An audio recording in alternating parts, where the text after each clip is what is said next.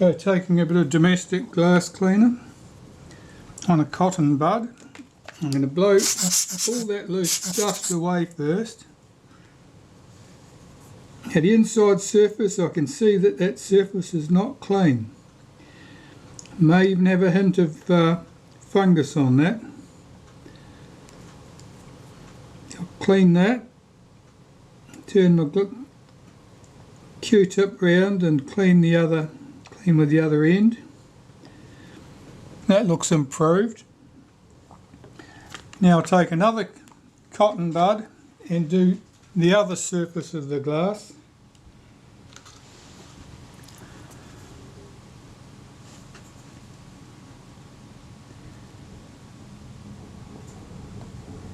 Now, always rotating your cotton bud so you're presenting a clean piece of the bud to the glass at all times. That's to help prevent you gathering up a speck of dust or grit and grinding it into the glass. Okay, well that looks good. I'm looking at this with reflected light and I'll look through it and I'm trying to judge to see if there's anything marks on the glass. That all looks good. That's my rear grit. So I'll put that in place now, because that's one surface then that can't gather dust and fingerprints. This only needs to be finger tight, that rear group. If you get that good and finger tight, that's as tight as it needs to be. Here's our front group. I'll clean the outside surface first.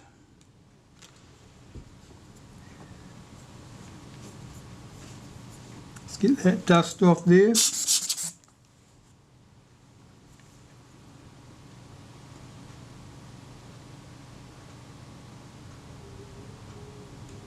All things being equal, this is the surface that will have had most contact with fingers and dust and atmospheric contaminants. It's probably been cleaned with handkerchiefs, t-shirts, ends of ties, you name it, it'll have been cleaned with it. That surface is likely to be slightly scratched as a result. But you don't need to add to the scratches. This surface, same treatment.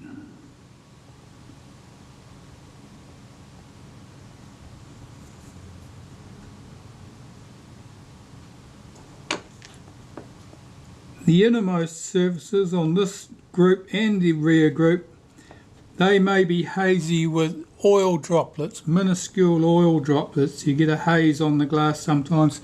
That's just oils, the volatile components of the oils that have been in the shutter. Right, so we'll get this in place. Like the 3C cameras, this goes in one place. You must line up this tab with the red dot. And I'll rotate that clockwise, it should lock in. Okay, that little tab now just drops into that notch. There's our shutter back together, ready to go on the camera body. I'm just cleaning the retaining ring and the shim in the back of the shutter. The retaining ring is pretty grimy. You can see the colour of that. Well, that's mostly old grease and oil. There's a hint there that there could have been some black paint splashed around. Just a hint. I want to get that cleaner than that. Any gunk that's in there in the way of oil and grease could be helping to stick dust or other grit or rubbish in there. So I really want it all clean. I want to be happy that that's just clean metal, really. I mean, it's chemically blackened, but I don't want any more than that on there. And our retaining ring, shim rather,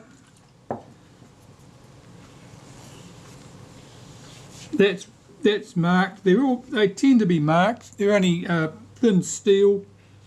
They're there's often a few marks on there. That's of no consequence at all. To take our shutter, put our shim on there, pop that to one side and find the camera body. Right, so here's our camera body. We'll take our shutter,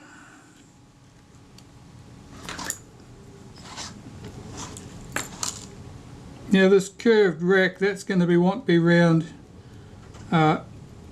mostly all the way in the clockwise direction as I lower this into the camera body.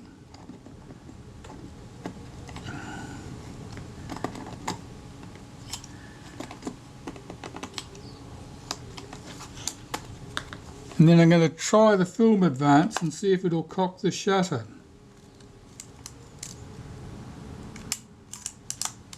It didn't cock the shutter, I could tell that. So I'm going to rack the focus out to the close focus position, lift the shutter slightly out of the camera body, move that rack forward a notch or two, drop that back in, make sure that the shutter is seated in the body, press the film release button, move my film advance, and I'm listening.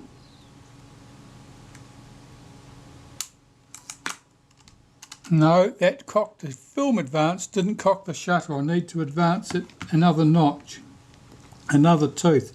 So I've racked that to the forward focus position again, lift the shutter slightly, move my rack clockwise one tooth, and drop the shutter back into the body, check that it's seated, press my film release button, move the film advance and listen.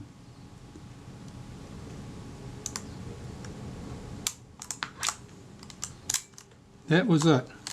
You can just hear the shutter cocking before I got to the end of the film advance stroke. Yeah, that's it there, that sound. So the shutter now cocks correctly. Holding the shutter firmly to the body with one hand, open the back of the camera, take my retaining ring, drop that down into the back, taking my spanner,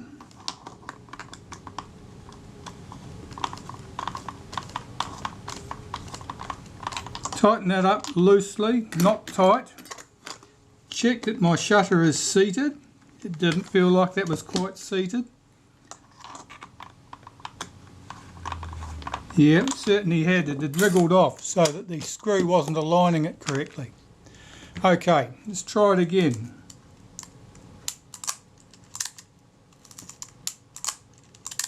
That's all working as it should. So I can open the back of the camera, take the spanner,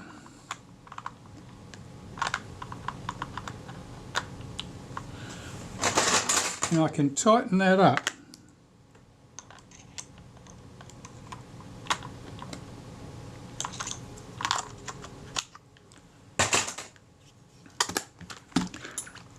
But we're not done. What's important is to get the synchronization between the release of the film advance, which allows you to wind onto the next shot, and the release of the shutter. They should both happen at exactly the same point in the stroke of the shutter release. And if I press this down very gently, I can hear a click. Now that released my film advance, but the shutter hadn't fired. So there's a problem there. Basically what I need to do is the screw that's on the top of the release shaft, I need to wind that down, and judging by that I need about a turn and a half, I would say. So I'm going to open the back of the camera, take the top off the camera,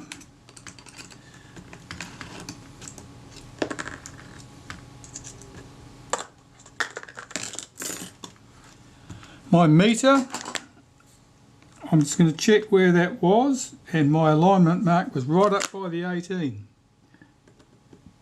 which is not where you traditionally find it. It means that meter's particularly good, probably. I've got one single screw at this end of the top housing, two screws at the film and rewind end.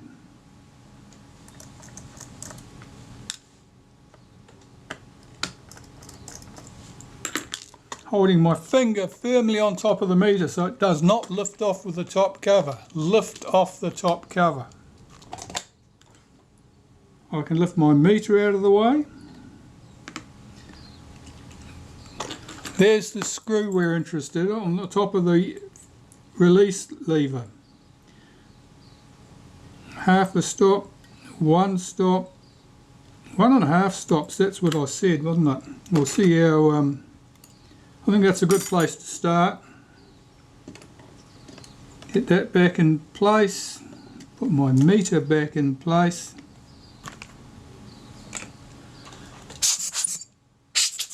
Blow the dust out of the top cover. I can see another little job that I want to do before we're done.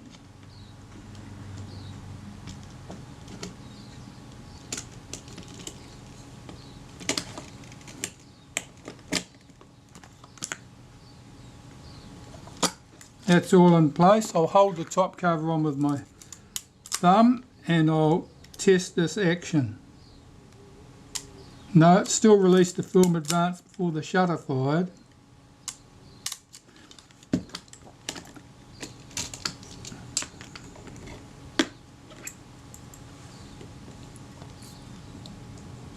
Half one.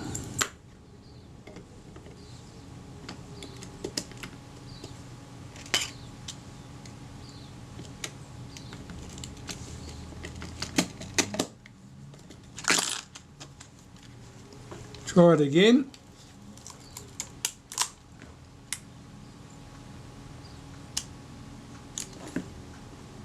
Oh, nearly.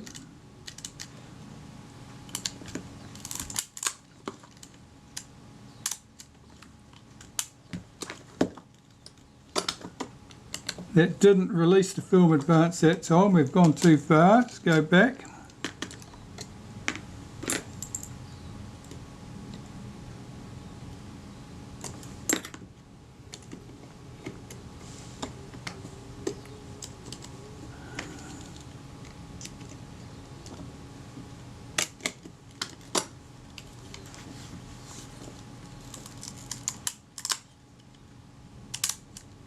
Yeah, that happened at pretty much the same point. Again, it didn't quite release the film advance.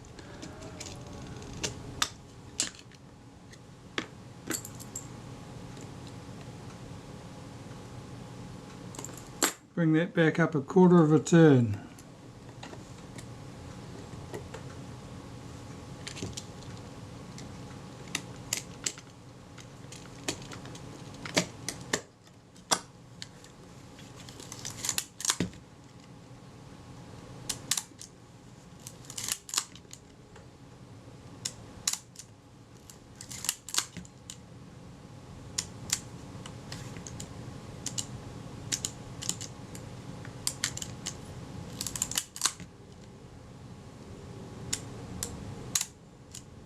That's just about bang on there, I think. Right, I'll put the screws in the top cover and I think we're done. Now, I did mention there was one more job needed done on this camera. This hole here. On the 1B, that should be covered with a piece of tape. And for reasons we're never going to know, this one does not have its piece of tape. The piece of tape's job was to keep dust and rubbish from getting into the viewfinder. So let's put a piece of tape there.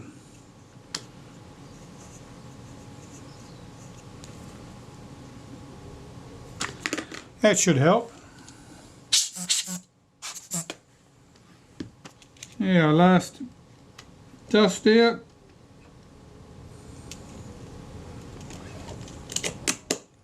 Put the top of the camera back. That's all working nicely, and I'll close this up.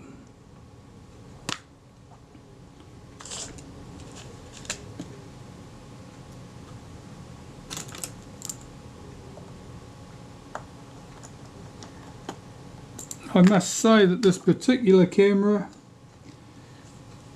had more problems than I was expecting. I really thought this one would just be a simple strip down, clean, lubricate, reassemble, and nothing worse than that.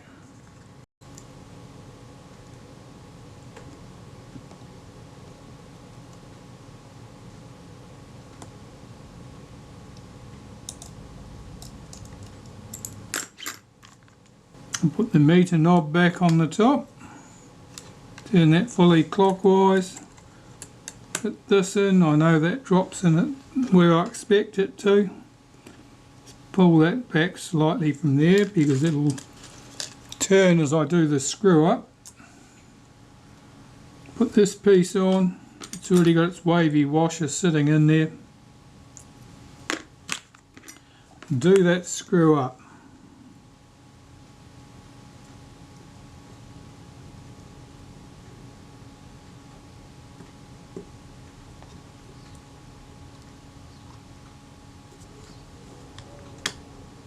Nip that up. Do not over tighten that screw. If you get carried away and over tighten that screw, all you'll do is you'll tear the little rivet, the riv nut if you like, off that's at the bottom, and it'll never be tight. And I'll just turn this dial to where we started off, which was right at the 18 mark or close to it, right there. So my meter is now set correctly. I can put my rewind back on. Check that that works, two-stage action. Something through the fork of the rewind.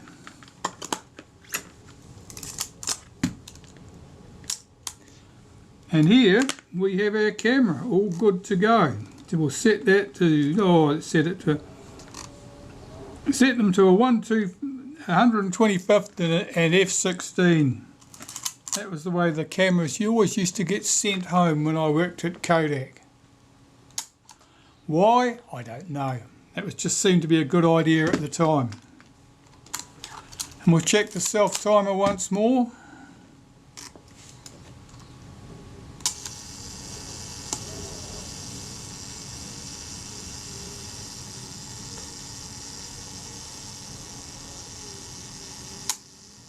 There you go. I think we'll call this one done. Well, that just about brings us to the end with this camera.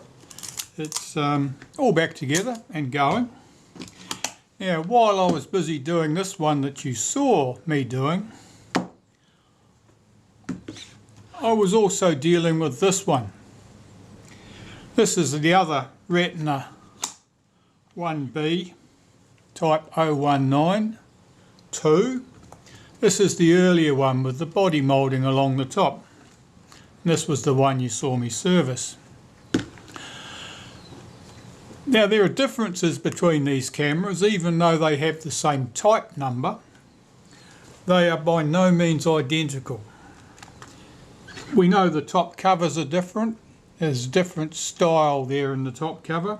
You'll also possibly notice that there's a difference in the chrome. The later one has got a brighter chrome than the other one. That's much more of a satin chrome. So there's a difference there in the finish. There's also a difference in the rewind knobs. You can see that this one, the later one, has a very simplified film reminder dial, and the earlier one has the more complex one there with all the different film types that people can hardly remember. The meter dials are slightly different. One's got a bright chrome ring on it, the other one's got a much duller satin chrome number ring around it. Anything else of note? Apart from that, there's nothing obvious on the outside of the cameras. They're otherwise fairly identical. And they work the same. But they're not the same on the inside. The later camera, the one you saw me working on, this is what its film advance shaft is like. The features of this are that the bush for the top of the film advance is brass, not nickel plated, and it's a smaller section than the other one.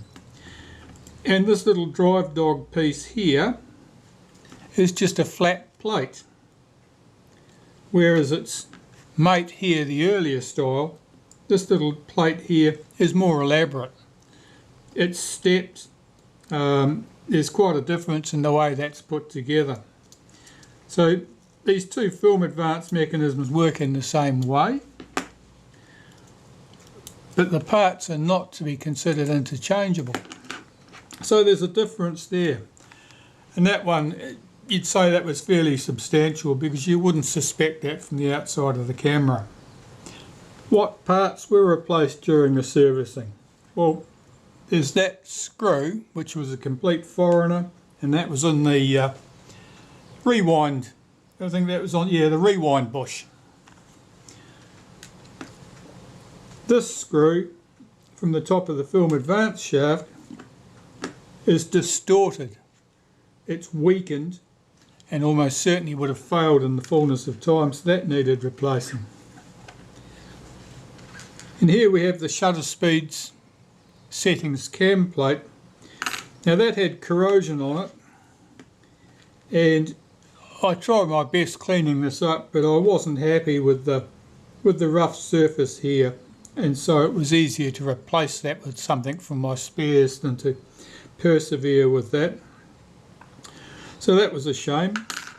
And then of course we had the exposure meter. Now the meter movement in the camera had been completely dead. I did check the movement and there was no continuity through the coil, so that was a dead loss. So what I did was I took another whole meter, this one had come out of a Reflex S I believe, and I swapped the tops over. So you can take the whole top off with its control, the rest of the meter is identical. And that's what went back into the camera. So those are the stray parts that we needed to use.